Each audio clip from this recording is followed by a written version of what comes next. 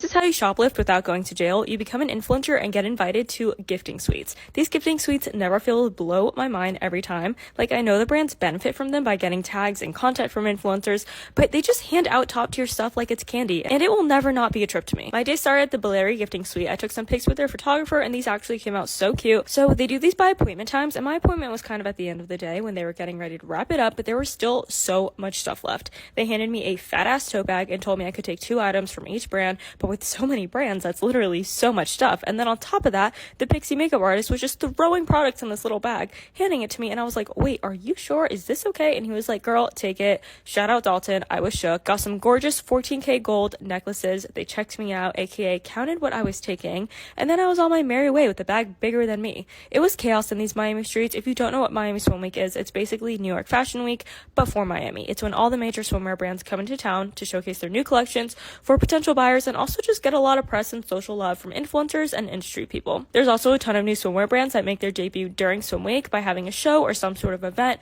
Most of the major shows charge brands at least 30 to 50K to put on a show, which is actually insane. I ran into one of my favorite creators at the show, Lauren, and I had to say hi. I definitely scared her husband. Sorry about that. I met up with some girlfriends and we headed to the next show, which was at a boutique hotel. Every show hands you these little cards which tell you where you're sitting, and most shows give a little goodie bag too, which is a nice touch. Back in the day, I did have my Swim Week modeling era, but I have since retired from modeling scene. It just doesn't fill my cup the way it used to, and not to mention, it is extremely competitive. I walked back over to my car for a little snack time to put some fuel in the tank to keep me going. Swim Week is deadass a marathon, and one must come prepared. Then I headed to the next show. I will say, over the years, I've seen so much more diversity and inclusion in the model lineups, which is amazing and honestly long overdue. My final show of the night was Opali, and this one was special because I had some besties modeling in the show, as well as some working behind the scenes to put it on, so I was super proud of them. Got back to my car to a parking ticket and a broken heel, and that wraps up day 2 of Miami Swim Week.